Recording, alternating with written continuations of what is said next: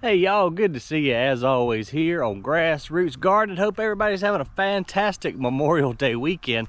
We got a little problem up here. Something is wrong with my Rising Sun Redbud. This is one of my absolute favorite trees, but I noticed that one side of it is starting to die. And then I noticed that also another limb, it looks like it doesn't have enough water. And then I thought maybe it's too much water. However, this side of it is still beautiful and green and looks healthy. So you can see it kind of splits right here. This is going up to the very healthy side, but this side over here has definitely got an issue. What I'm thinking is happening, I'm not 100% just sure yet, but I see a little bit, I'll have to get my phone out to get closer for you guys, but I see a little bit of what I think is Ambrosia Beetle fungus. And I see some teeny holes right in here. I think we may have an Ambrosia Beetle problem. So I first learned about this last year. Down at the nursery, we had some beautiful red maples that were in pots, and then they just all of a sudden died. And they had little holes in them, and then coming out from that little hole, it looked like a long cigarette ash. So what this Ambrosia Beetle does, he bores into the tree, lays his eggs, then he puts fungi in that hole, and that fungi, it taps into the xylem and all the internal parts of the tree. It grows and it'll actually shoot out of that hole. But that fungi is what actually feeds the baby beetles. Unfortunately, there's not a lot you can do once that beetle has bored into your tree. You have to do pre-treatment, and I've got to learn more about this. If you know much about ambrosia beetles, put it in the comments below, because I'm just now learning. But you have to pre-treat with like a pyrethroid, I think that's the right name of it. But you have to pre-treat these trees before the beetles, become active. I think it's late spring.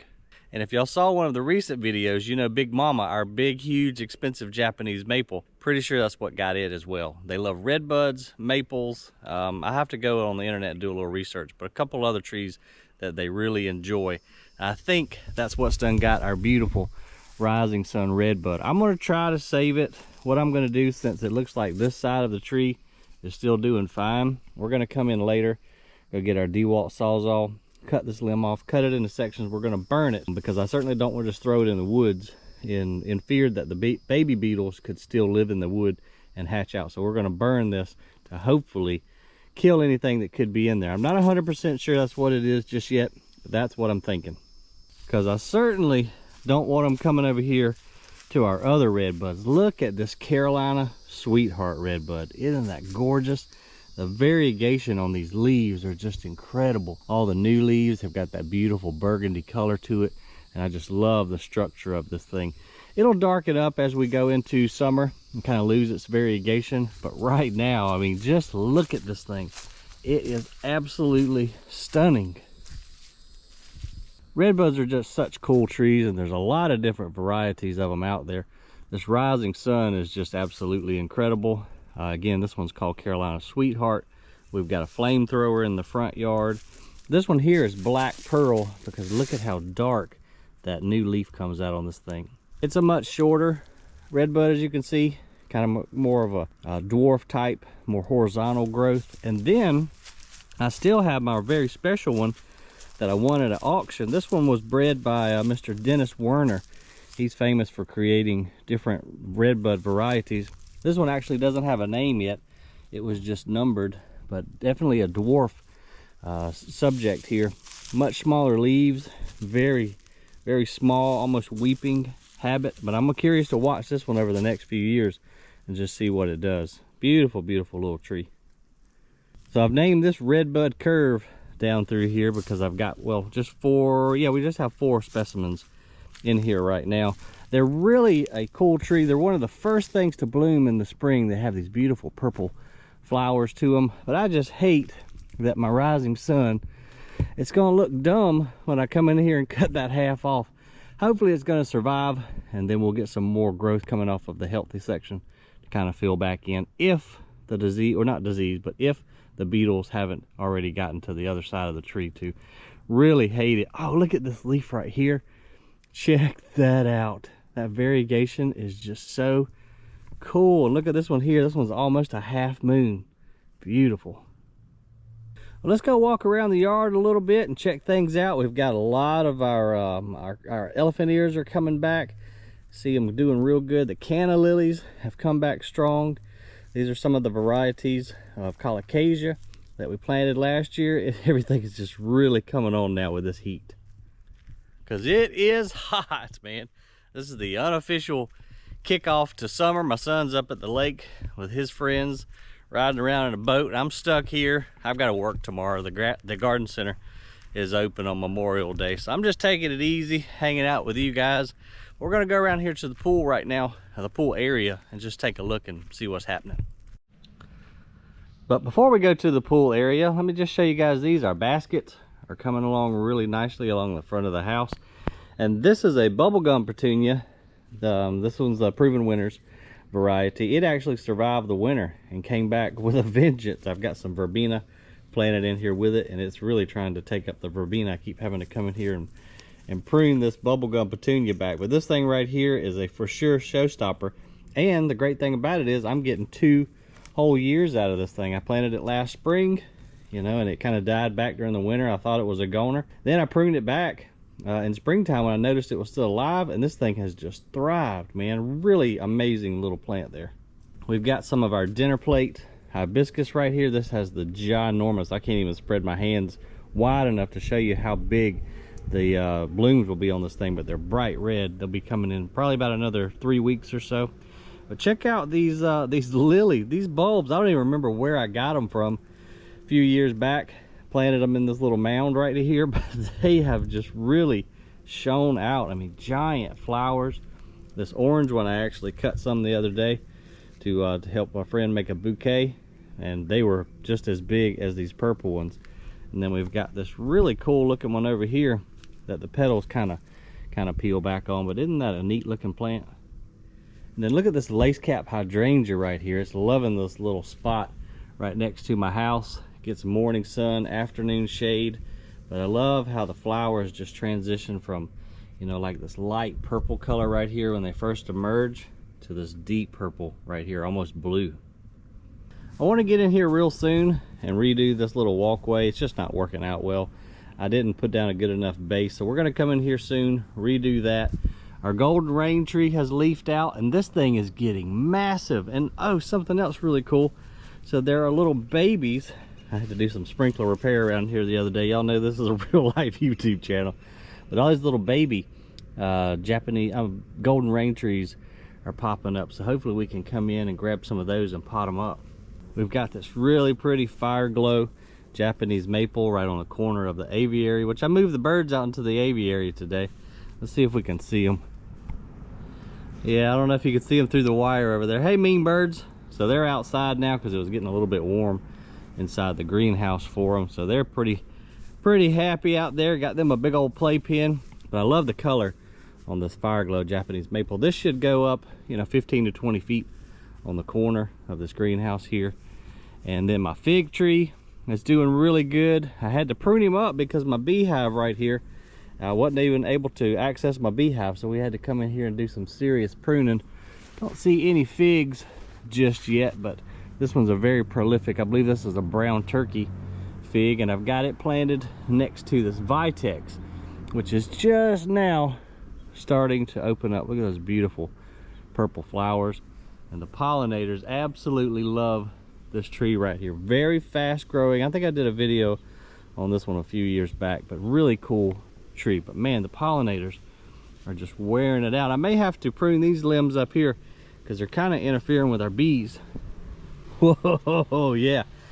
This is one of the swarms that we caught a few weeks back. I just added another hive body to them, and they are growing their colony size like crazy.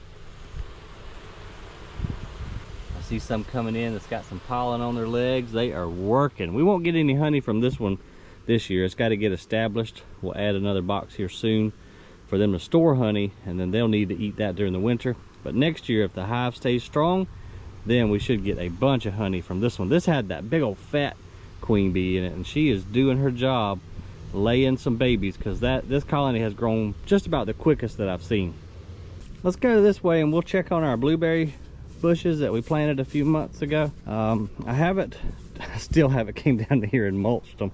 It looks like for some reason We did have blueberries on here, but the birds have eaten some, and it looks like it just kind of aborted some of the berries. This one, let's see which variety. This was Tiff Blue that we planted.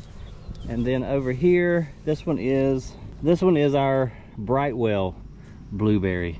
And it's got a bunch, but not as near as many as this guy over here. Look at these guys.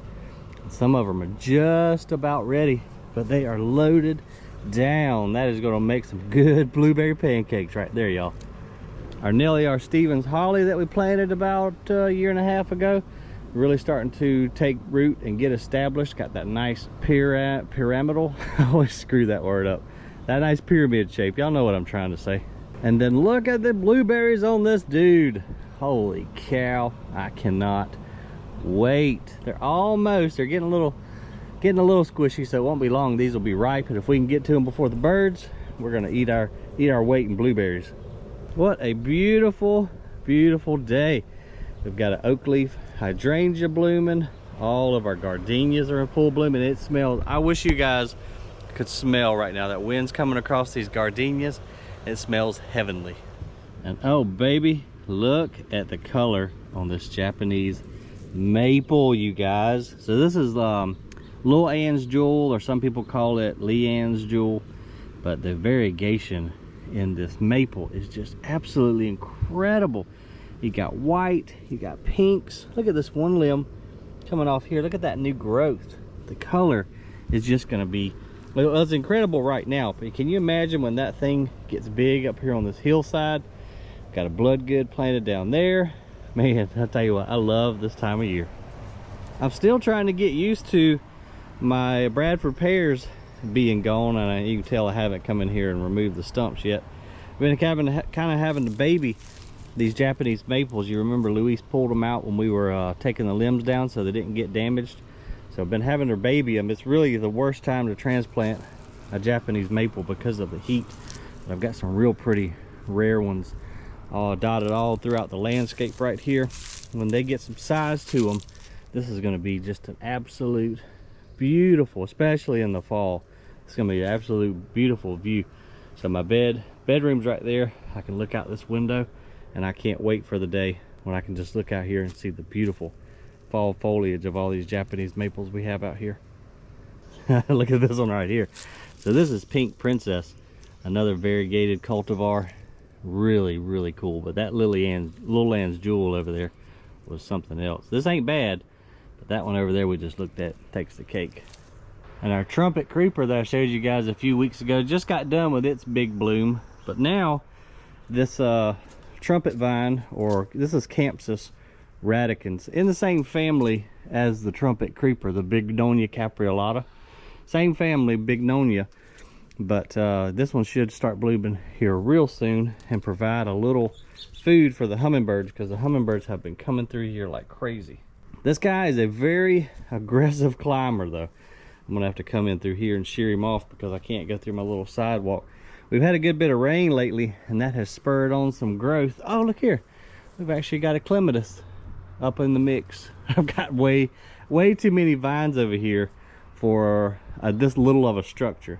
So this is where my outdoor shower is. You can see the shower head up there. And so obviously I like to have it kind of covered with vegetation, but we definitely don't have enough space for this Campsis radicans because it is going nuts. Look at our little raised bed garden, y'all. It is doing really, really good. We've got beans opening up. This is that funky one. Look at that pretty bean bloom. This is that funky one, dragon's tongue, that I got from rareseeds.com.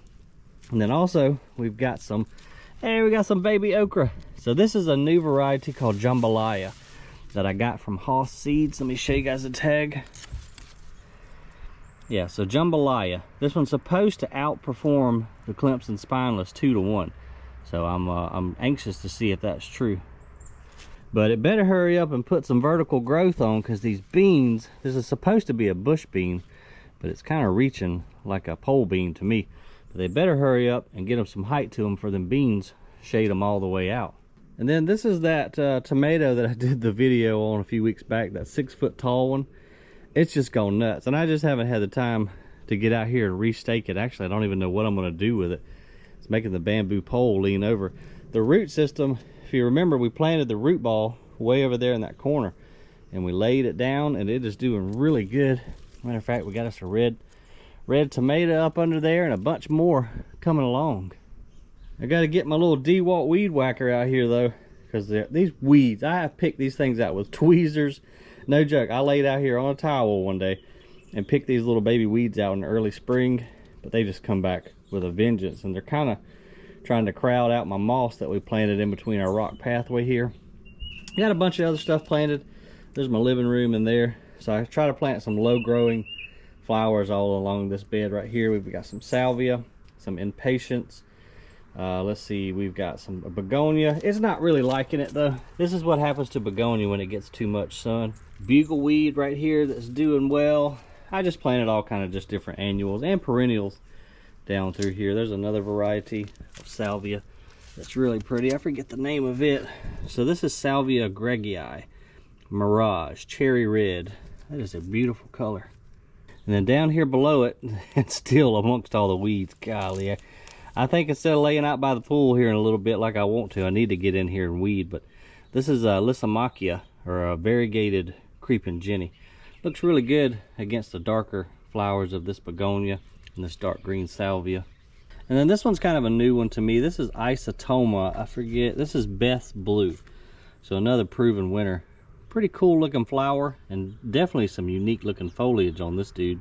And then y'all, these damn raccoons have just, they wreak havoc out here in the nighttime. They're all the time going in my trash can over there. But I'll throw, like, you know, vegetable scraps. If I don't take them down to the compost area, I'll throw them out here and incorporate them into the soil just to feed the beneficial microbe. But I don't know whether they had a party in the raised bed last night or what. But they evidently were coming in here trying to get some food. And this is what my garlic looks like, you guys. I don't know what happened, but it's all laid over. They just jacked it up. It's getting about time to harvest this garlic. And if you remember, we did a couple different varieties just to experiment. And I tell you, the largest stalks is on the ones that we planted from the grocery store. If you remember, if you saw that video, we planted some garlic store garlic bulbs, and they're doing really good. Now, I cut all the scapes off. This is a scape, so this is the flower head of the garlic. And when this forms, you want to get rid of that, because if you don't, the garlic is going to push its energy into the flowering and quit growing the bulb. Reason I didn't cut it off of those is because I just want to see the difference between a garlic bulb that has the scape still attached versus the ones that I cut off right here, just so we can kind of learn together and see the difference. And even though I got these planted late, I'm kind of excited about these, y'all. This is a new variety of squash called Rise and Shine. So it's a more vertically growing squash. Now you do have to stake it, and we'll have to do that soon whenever it gets just a little bit taller.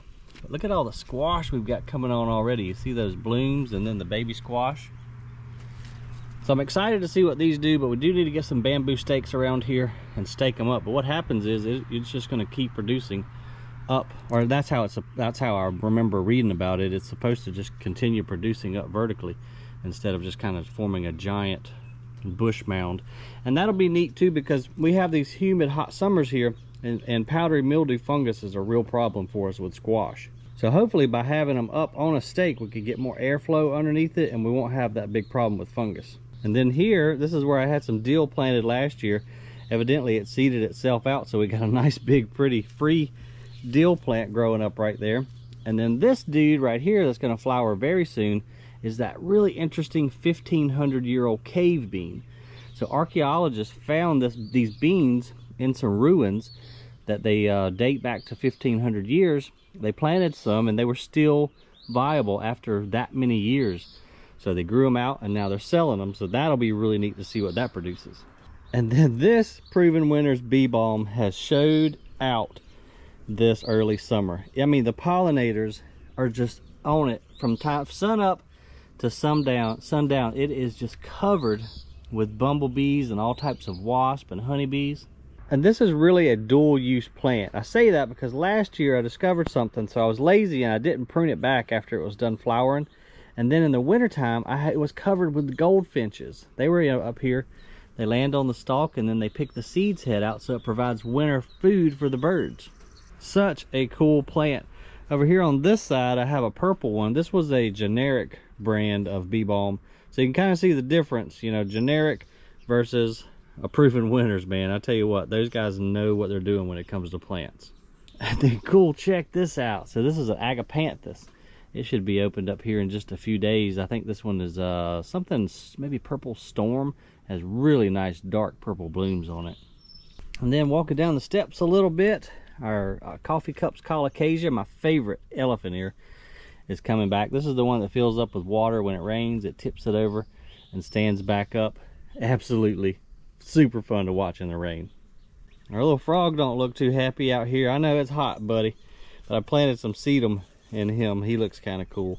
And I've got some random pots around here right now. Damn, this deck is hot. We're gonna move on down this way pretty quick like. So I got some citronella mosquito plant planted right here, so when I'm chilling out in the hot tub at the nighttime, I crumple that up a little bit. It helps keep the mosquitoes away. And this deck is hot. Wow. Man, it's hot today. Down here we got some more coffee cups colocasia. Our bananas coming back, and our salvia. This is another proven winners. I forget the name of this one. I think it's something fuchsia, but it'll be blooming here really soon. Some of our beetlelons are doing good. The rose that we planted with the power planter a few weeks ago has just bloomed its head off. I need to come in and prune those rose hips, but the yellow flowers on that thing has just been amazing. And our grass is doing good, you guys. We're gonna come in here and top dress this real soon. Me and Jackson were down here playing frisbee the other day. All of our beds down by the pond are doing fantastic. We'll have to do a video on those real soon to show you guys all the things that are starting to get established and really take hold. But right now, I'm going to jump my happy butt in the pool because I'm going to enjoy a little bit of this Memorial Day weekend. I hope you guys have a fantastic and safe Memorial Day weekend. I always appreciate you spending a little bit of time with me that you do watching the videos. Give it a big old thumbs up down there. Drop me a comment. The more you know, the more you grow. See you on the next video.